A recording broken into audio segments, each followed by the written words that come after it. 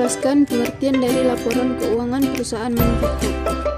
Laporan keuangan perusahaan manufaktur adalah informasi tertulis yang menerangkan rincian kondisi keuangan suatu perusahaan manufaktur pada satu periode tertentu. Laporan keuangan perusahaan manufaktur artinya adalah hasil pencatatan yang berkaitan dengan informasi keuangan pada suatu perusahaan manufaktur dengan batas periode akuntansi tertentu. Laporan keuangan merupakan catatan tertulis yang menerangkan kondisi keuangan suatu perusahaan pada satu periode tertentu. Perusahaan manufaktur adalah perusahaan yang bergerak pada fokus kegiatan pengelolaan bahan baku atau bahan mentah menjadi produk jadi dan berlanjut hingga proses distribusi atau penjualan secara langsung. Manfaat pembuatan laporan keuangan perusahaan manufaktur. Laporan keuangan pada manufaktur memiliki beberapa manfaat yang baik bagi perkembangan dan kemajuan perusahaan.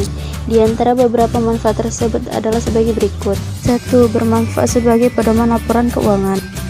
Pihak perusahaan juga dapat mengetahui selisih antara biaya dan pendapatan secara lebih jelas dan terperinci, sehingga dapat diputuskan untuk melakukan modifikasi biaya pengeluaran yang kurang efektif untuk meningkatkan margin keuntungan. 2. Bermanfaat sebagai bahan indikator performa perusahaan. Dengan menyusun laporan keuangan, maka hal ini akan berperan sebagai indikator yang menunjukkan tingkat performa perusahaan manufaktur baik secara intern maupun ekstern. Bagi perusahaan publik, tingkat performa akan sangat berpengaruh terhadap minat atau ketertarikan investor saham. 3. Bermanfaat sebagai data pembanding. Antara laporan keuangan satu periode dengan periode lainnya bermanfaat sebagai data pembanding agar perusahaan dapat melakukan tindakan berdasarkan hasil perbandingan tersebut. Kegiatan ini juga mempengaruhi pertimbangan mengenai penambahan riset, pengadaan teknologi baru maupun pemilihan materi alternatif yang lebih ramah. 4. Bermanfaat untuk memonitor kesehatan keuangan perusahaan. Keuangan yang sehat memiliki pengertian terjadinya perkembangan perusahaan yang selaras dengan kinerja dan keuntungan yang diperoleh. Maka dari itu, laporan keuangan perusahaan manufaktur dapat menjadi bahan monitoring untuk memastikan kondisi keuangan perusahaan tetap stabil dan profit. Jenis-jenis laporan keuangan manufaktur. Laporan keuangan perusahaan manufaktur terbagi menjadi beberapa jenis, yaitu laporan harga pokok produksi, laporan laba rugi, laporan neraca, dan laporan perubahan modal. Berikut akan dijelaskan mengenai keempat jenis tersebut. Jenis yang pertama yaitu laporan harga pokok produksi. Tujuan adanya laporan harga pokok produksi yaitu untuk mengetahui jumlah nilai persediaan yang dipakai untuk proses produksi. Yang kedua yaitu untuk mengetahui jumlah nilai biaya untuk proses produksi. Dan yang ketiga untuk mengetahui jumlah nilai biaya overhead perusahaan yang dikeluarkan selama masa produksi. Aktivitas kegiatan yang diutamakan perusahaan manufaktur adalah produksi, sehingga adanya biaya produksi yang muncul akan diketahui menjadi harga pokok produksi. Dengan adanya nilai dan biaya tersebut, maka akan terlihat berapa harga pokok produksi pada barang jadi yang telah dibuat, yang nantinya akan berpengaruh terhadap nilai jual dari barang produksi tersebut. Biaya tersebut terdiri dari, pertama, biaya bahan baku atau yang disingkat dengan BBB, yaitu harga perolehan atau disebut harga pokok dari suatu bahan yang terdapat pada barang jadi.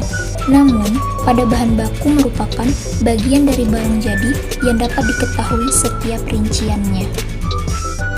Yang kedua yaitu biaya tenaga kerja langsung atau yang disingkat dengan BTKL. Sebelum membahas apa yang dimaksud dengan biaya tenaga kerja langsung, ada baiknya kita memahami terlebih dahulu apa itu tenaga kerja langsung. Tenaga kerja langsung adalah tenaga kerja yang memiliki hubungan serta kinerja langsung dengan proses pengolahan barang, baik pengolahan bahan dengan menggunakan kemampuan fisik maupun dengan menggunakan bantuan mesin. Dari penjelasan tersebut dapat disimpulkan bahwa biaya tenaga kerja langsung adalah upah atau gaji yang diberikan kepada tenaga kerja langsung. Yang ketiga yaitu biaya overhead pabrik atau disingkat dengan BOP. Biaya overhead pabrik adalah seluruh biaya yang timbul saat proses pengolahan yang tidak dapat digolongkan dalam biaya bahan baku atau biaya tenaga kerja langsung. Ada 3 jenis biaya yang termasuk biaya overhead, yaitu pertama, biaya bahan penolong yang merupakan jenis biaya yang sangat kecil kuantitasnya.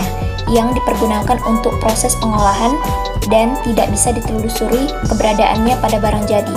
Yang kedua, yaitu biaya kerja tidak langsung seperti upah pengawas, mekanik, mandor, dan bagian reparasi. Yang ketiga, yaitu biaya penyusutan gedung pabrik seperti penyusutan mesin.